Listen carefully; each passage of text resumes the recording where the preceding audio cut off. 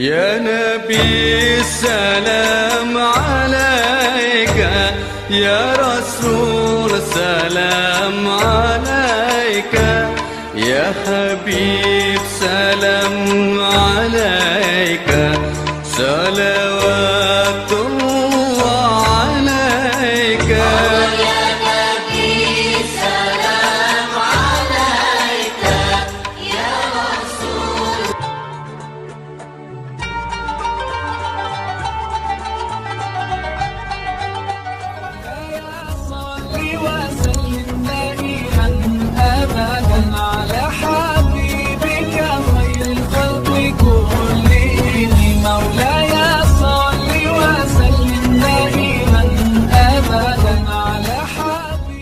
Video ini dimulai.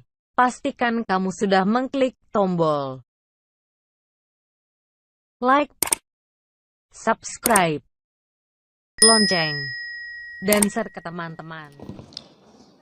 Bismillahirrahmanirrahim. Assalamualaikum warahmatullahi wabarakatuh.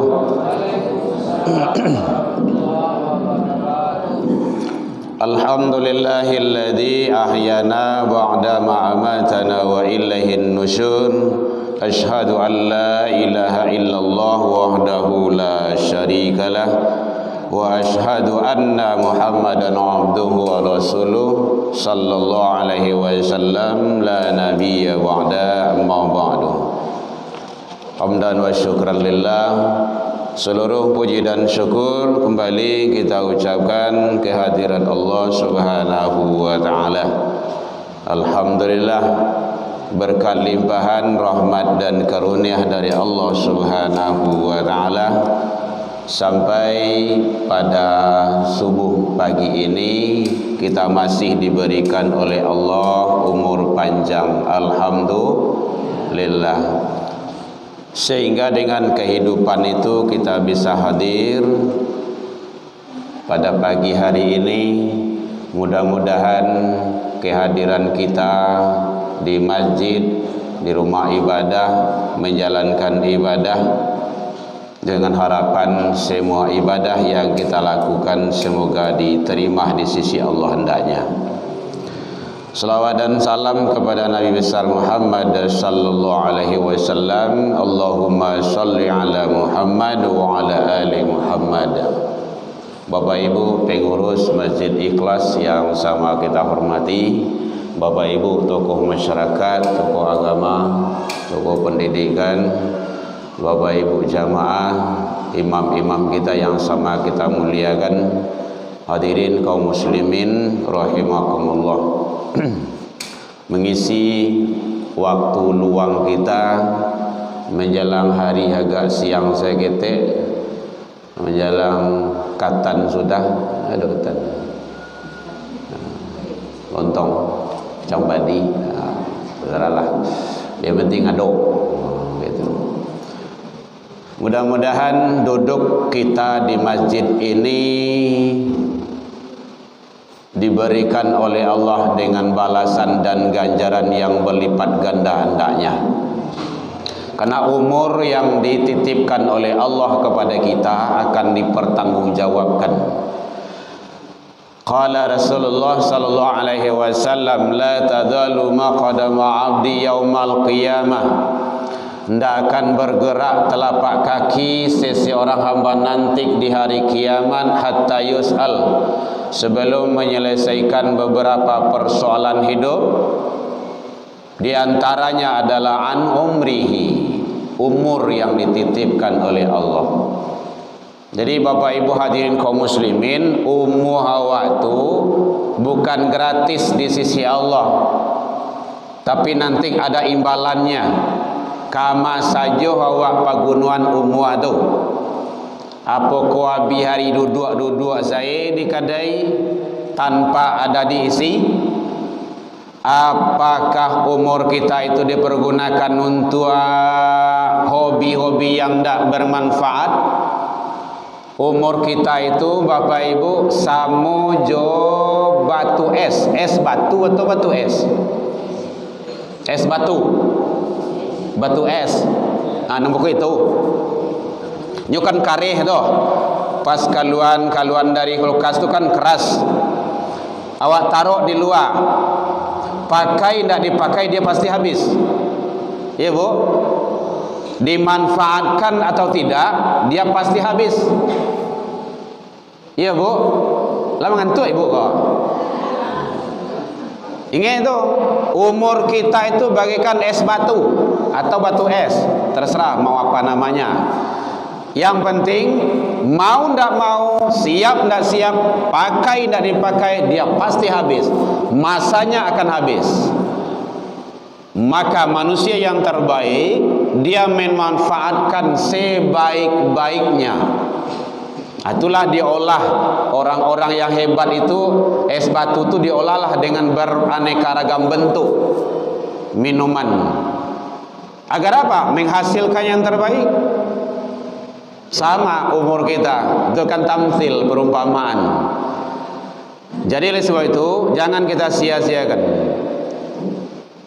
Dan Allah masih memberikan kepada kita untuk itu mempergunakan yang terbaik. Salawat dan salam kepada Nabi besar Muhammad sallallahu alaihi wasallam. Allahumma shalli ala Muhammad wa ala ali Muhammad. Hadirin kaum muslimin, kita jangan sampai sebagai orang yang beriman tidak keluar pelit sedikit sekali keluar dari mulut kita lafzul jalalah, ucapan-ucapan kalimah-kalimah salawat.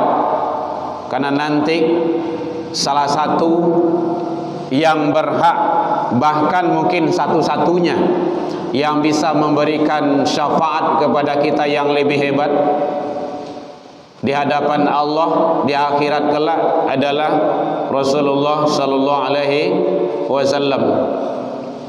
Syafaat Rasul itu nanti di akhirat, bukan di alam kubur. Yang beda tuh.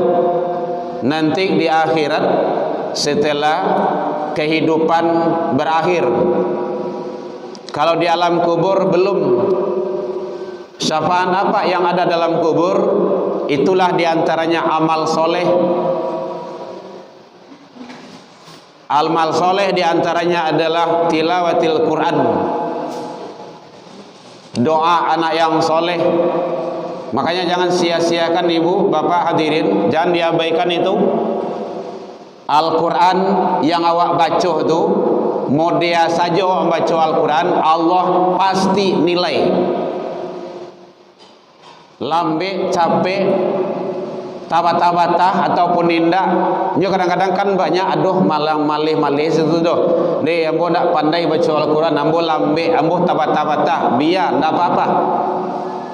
Karena kata Rasul, iqra'u Quran, syukran.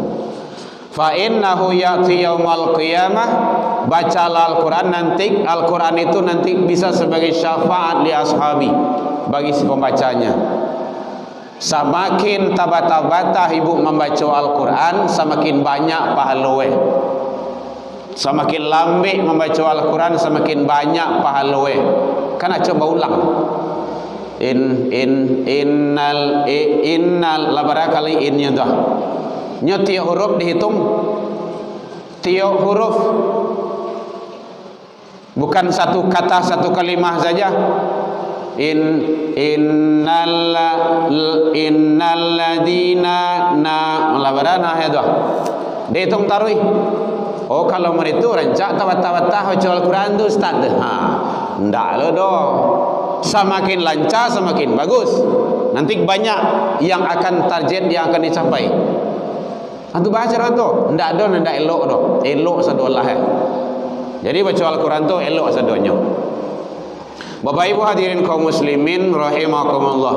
Alhamdulillah kita mari selalu menang bertahan ke masjid, ke musola, ke rumah ibadah, dengarkan kajian, salat berjamaah selalu dan selalu.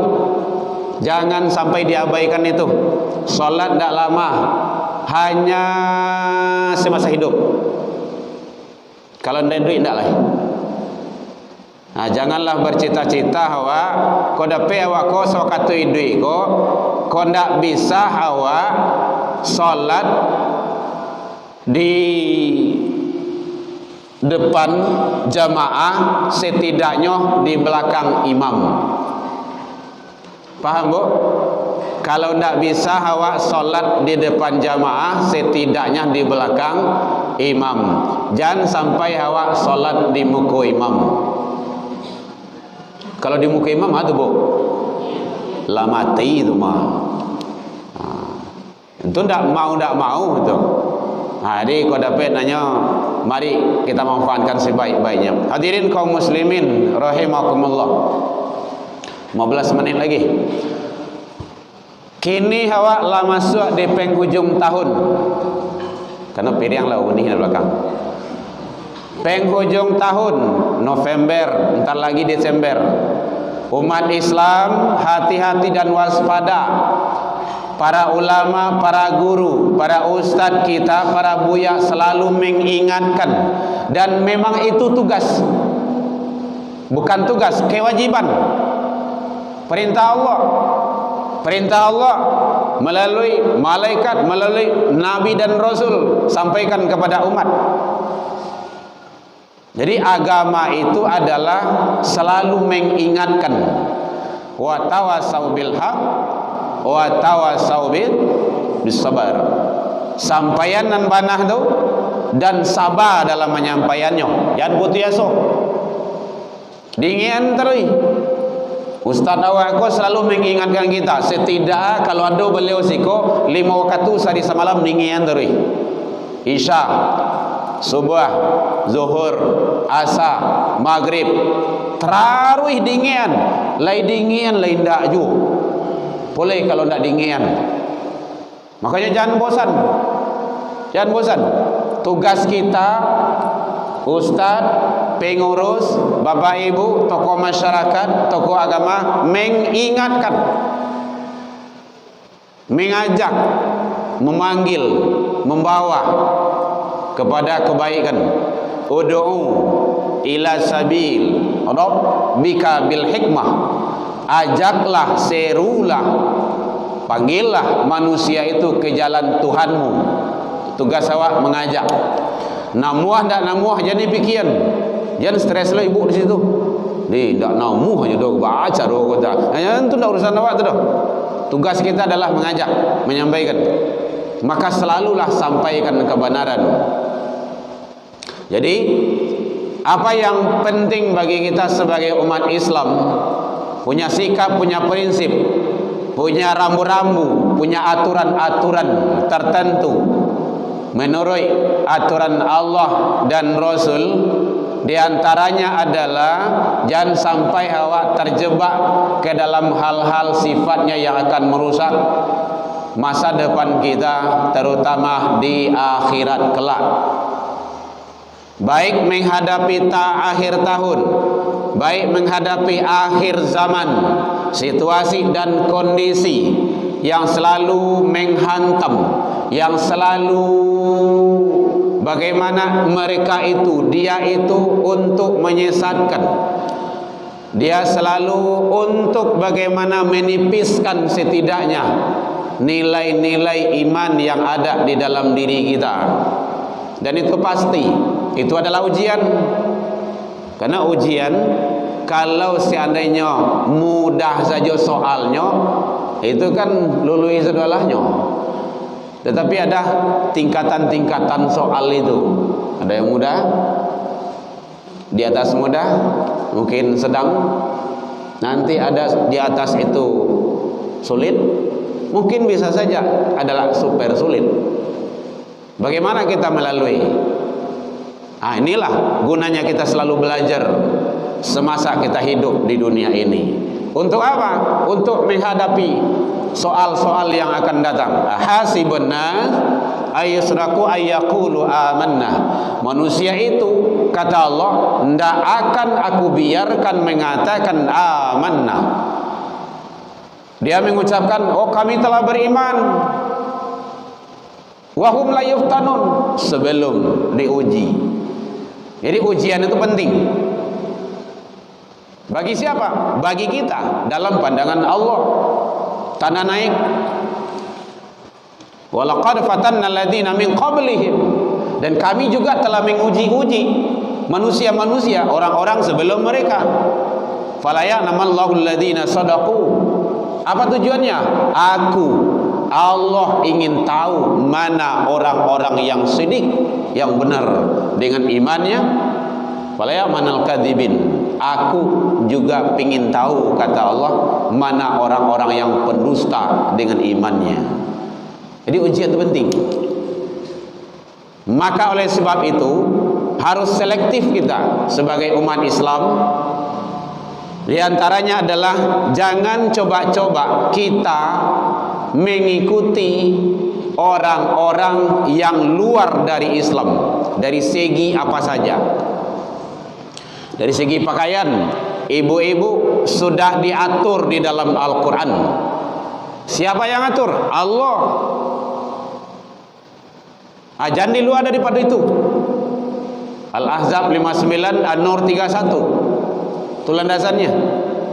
Jadi kalau ada luar daripada itu, boleh buka jilbab. Jilbabnya ditipiskan. Kainnya itu boleh tembus pandang. Boleh pakaian minim. Itu tidak ada itu. Jilbab menutup aurat itu bukan ajaran-ajaran budaya-budaya dari bangsa dan daerah lain, tapi adalah aturan Allah. Kalau ibu memakai kerudung, memakai jilbab menutup aurat, berarti sudah taat kepada Allah. Sudah jelas itu. Tapi kalau luar daripada itu, otomatis melanggar aturan Allah. Pasti ada sanksi. Di jalan raya saja, melanggar segitu. Apalagi kalau ada orang razia, nyusapurato sudah tu, lengkap dah lengkap, nampaknya pareso. Kenapa? Pengen tahu benar atau tidak. Dan tataran kehidupan ini gambaran kehidupan akhirat, bahkan jauh lebih pada itu. Jadi jangan mengikuti orang-orang yang di luar dari Islam dari seluruh aspek kehidupan. Sabui saya lah, lengkap di dalam Islam itu, lengkap semuanya. Makanya tidak salah Rasul menyatakan la tattabi'una sanama qablakum. Nanti di akhir zaman, kata Rasul, umatku itu, mereka itu adalah akan mengikuti jejak langkah orang-orang sebelummu. Shibran bisyibrin wa dira'an wa dira'in. Sejangka demi sejangka, sehasta demi sehasta. Bahkan mereka nanti sampai mereka masuk ke dalam lubang biawak. Lasalaktumu, kamu juga akan ikut, kata Rasul. Maiku kepanjang saya. Kalau bahasa Minang namanya bondong air, bondong dada. Awak tak sorong, urang tegak. Kalau le urang tak sorong, dah apa? Ku awak tak sorong. Hati-hati, jangan sampai. Maka pertahankan diri kita, keluarga kita, istiqomalah dengan Islam. Bapak Ibu, kalau dalam Islam jangan keluar juga lagi. Kan ada ibu-ibu sini kemarin tanya tuh, kajian malam atau kajian subuh, ya lupa saya itu kan. Keluar dari Islam, ya mungkin demi kecantikan, karena nikah, demi harta, demi pangkat dan jabatan. Itu hanya sesaat, seumur manusia. Tidak ada artinya tuh. Mungkin ibu-ibu, bapak-bapak kan ada HP Android tuh. Itu buka tuh akan ada daerah Toraja, Batu Raja, apa namanya itu. Orang yang lah mati itu kan tidak dikuburan tuh, diawetkan di pangan tuh. Ada yang 40 tahun, 60 tahun sampai ratusan tahun. Lain bisa tagak, tapi batagaan. Bamandian bagendong, nenek lah meninggal 60 tahun yang silam. Tapi tidak bisa apa-apa. Ada ameh bagi, ada galang bagi. Tidak ada guna. Yang rohnya tidak ada lagi. Itu aku itu menyamak seperti itu. Makanya kita di Islam itu kan dikuburkan mulia. Toha minha khalaqnakum, daripada ini, daripada tanah diciptakan, kan kembali nanti ke dalam tanah lagi. Jadi makanya hati-hati kita, jangan sampai mengikuti jejak langkah orang-orang di luar Islam. Apa saja terserah, dari segi pakaian, dari segi pergaulan, dari segi makan sekalipun, adab, tata krama, lain-lainnya harus merujuk ke dalam Islam, syariat Islam. Islam itu sudah lengkap, sempurna. Maka jangan lagi sampai kita tidak percaya, tidak mengamalkan. Bapak Ibu hadirin kaum muslimin, ada yang kau tanya, Bu, boleh? Bisik-bisik Ibu nampaknya itu mah. Kalau ada orang yang ragu boleh ditanya. Karena kita kan tidak khutbah Jumat, ceramah biasa saja. Sudah lontong tu, Bu. Entar rugi gua. Satu, tidak boleh mengikuti lain daripada luar Islam. Kalau ingin banyak literatur, maka belajar, baca, banyak bertanya dalam Islam. Dari disiplin keilmuan, sabui Rasulullah itu lengkap. Selesai sudah. Ekonomi, tidak ada yang kurang. Berdagang, Rasulullah itu orang menggalih. Jualan itu perbuatan yang halal, sunnah Rasul. Batarana, Rasulullah tarana. Sebelum kebalu orang tu, kebalu jauhin, kebalu kambing apa dulu, domba dulu. Sudah ada jelas dalam diri Rasul itu komplit. Apa saja. Waktu Nabi kecil, Muhammad kecil, ada bagaimana kesifatan beliau. Anak-anak para remaja, contoh itu. Kok banyak yang diidolakan dari orang-orang yang tidak jaleh. Dari film-film Korea. Apa namanya? Korea. Sibuk je itu siang malam tu. Angan-angan jadinya tu. Ingin pinantu itulah bagai bantu ingin cucu itulah bagai. Tak boleh. Entahlah Islam entah indah, nak jalin duduk tagak ada. Ada yang hobi nonton India, ke panjang nahi macam tu. Pusing itu dah tutui dia dah. Tak usah. Dalam Islam tu lengkap, komplit, jelas. Jadi tidak boleh mengikuti, karena Rasul telah melarang. Yang kedua, jangan mencontoh dari segi ibadah, dari segi pergaulan, dari segi tata krama. Yang contoh itu adalah Rasul. Al-Quran Al-Ahzab 21. Laqad kana lakum fi Rasulillahi uswatun hasanah. Laqad, ada qad di situ. Bapak Ibu yang paham, yang ahli bahasa Arab, itu taukid. Sungguh-sungguh. Begitu Allah menyatakan batu-batu yu. Ada pada diri Rasul itu contoh tauladan yang baik bagimu. Bagimu tu sadoalahnya. Gadang ketik tuuh muda laki perempuan. Ada dalam diri Rasul contoh itu. Bagaimana Rasulullah itu sebagai suami? Ternyata istri beliau bukan satu.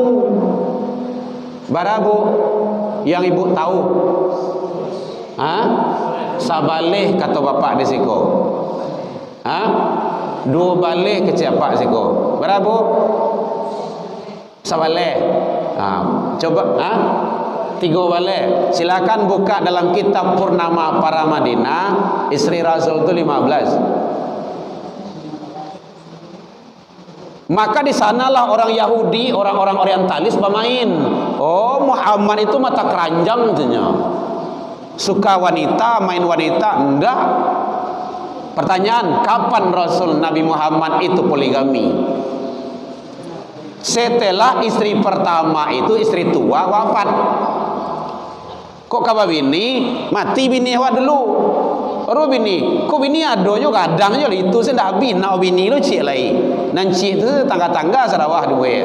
Itu kadang Sarawak awak nama itu mah. Ndak benar poligaminya itu. Dan poligami itu ada dalam Al-Qur'an. Ibu-ibu ndak perlu komplain. Harus mengimani. Fankihu ma tabalakum minan nisa masna wa thulatha wa ruba'. Nikailah wanita itu 2, 3, 4. Sampai batihnya kalau dalam Al-Qur'an. Wa illam ta'dilu fa huwa hidah. Kalau ndak mampu berlaku adil, balik satu balik. Dan seorang tu saya panik ni buat. Penting. Jadi konsep Islam tu sudah ada. Dilarang poligami tidak. Tetapi hati-hati dalam poligami. Allah akan minta pertanggungjawaban. Adil. Jadi dalam Islam tu sudah komplit sadonya. Rasulullah itu sebagai seorang ayah, sebagai seorang kakek. Awak jenderal, Rasulullah itu panglima di medan perang. Awak kepala negara, Rasulullah itu pemimpin. Dalam diri Rasul ada nilai ulama, ada umara. Nilai-nilai agama, nilai-nilai kebangsaan. Lengkap sudah. Tidak perlu mencari kana lain. Jadi para pemimpin penguasa kini kalau nyoba agama Islam wajib mencontoh Rasul. Kalau tidak pemimpin munafik itu. Ini ke YouTube ini. Kalau tidak munafik, mengaku iman kepada Rasul tapi Rasul tidak dicontoh. Hati-hati. Tantale kan ke pemilu, ke pilkada. Jadi kalau awak nanti ditunjuk, diamanahi oleh masyarakat sebagai pemimpin umara, maka perbanyaki nilai-nilai ulama di dalam diri. Setidaknya gandeng ulama tu, jadikan ulama tu sebagai penasehat. Tampik batanyo. Makanya ulama tu suluh bendang, kalau di Minang kan gitu, suluh bendang dalam nagari, suluh ibu tahu nak, suluh panarang dalam nagari, kapai tampik batanyo, kapulang tampik babarito, tagak nanggiloh je pituah, duduk nanggiloh je kitab. Jadi pituah fatwa ulama tu umat, kitab-kitab tu sebagai rujukan. Tidak lepas dari itu. Makanya penting. Makanya sekali lagi kepada para umara, pemimpin-pemimpin di negara ini, di dunia lah, kalau beragama Islam, rujuklah Rasul. Marja kita tu Rasul. Jangan lepas dari itu. Kalau tidak, maka kita nanti akan dianggap sebagai pemimpin yang munafik. Firaun dari situ kanainya tu bu. Awalnya Firaun tu orang elok, tapi deklah acuk, mungkinlah sampai periode 5 periode lah 6 periode gitu kan. Akhirnya betul lapar kepanjangan presiden seumur hidup lah gitu kan. Akhirnya angke dan jadi Tuhan gitu kan. Si Ayenda aku yang bunuh saja kan. Itulah jadi itu. Itu gara-gara apa tuh? Karena nilai-nilai agama tidak ada. Yang kedua, halo lah ibu, ibu tolonglah boleh sampai hari ini jam 6 juga. Ya, jadi itu yang kedua, contoh. Jadi tidak boleh mencontoh kepada yang lain. Contoh Rasul. Rujukan kita itu dalam Islam adalah baginda Rasul. Perbanyak baca syirah ataupun didengar-dengar kajian-kajian masalah kenabian dan kerasulan. Kalau dalam tauhid namanya ada ma'rifatullah, ada ma'rifatul Rasul. Wajib. Kalau dalam kajian ilmu tauhid itu wajib tuh. Ma'rifatul Rasul. Ada 9 yang harus setidaknya. Kalau Allah itu kan 20 sampai 10 tambah 1 sampai 1. Rasul 9 sampai 8 tambah cik 9. 4 yang wajib, 4 yang mustahil, 1 yang harus. Nanti 50 sadonya tu. Aqaidul khams namanya tu dalam kitabnya. Akidah 50. Jadi ada ma'rifatullah ke Allah, ada ma'rifatul Rasul kepada Rasul. Bahwa ingin mendapat syafaat, pingin syafaat Rasul, tapi awak tidak kenal, tidak mengikuti Rasulullah sallallahu alaihi wasallam. Bapak Ibu hadirin kaum muslimin rahimakumullah. Boleh. Kemudian yang ketiga yaitunya bagaimana kita jangan sampai mencampur adukan. Aku nak berlalu kah? Terakhir, jangan mencampur adukan. Tidak boleh tadi mengikuti, tidak boleh mencontoh, jangan mencampur adukan. Jale-jale salah. Kalau hitam-hitam saja, putih-putih saja. Jangan hitam putih, abu-abu, tidak ada. Kau tidak Islam benar, kemari. Kau tidak keluar dari Islam. Dalam rumah tangga tu bercampur apa ke? Ayah Islam, amak Kristen, anak Hindu, anak cilai Buddha, anak cilai Konghucu, anak cilai Bahai, anak cilai gado-gado entahlah dantu dah. Gitu. Lengkap sudah. Tidak boleh. Pertanggungjawaban nanti di akhirat tu repot itu. Yang akan ditentukan pertama sekali ayah, suami, karena suami itu adalah kepala penanggung jawab utama.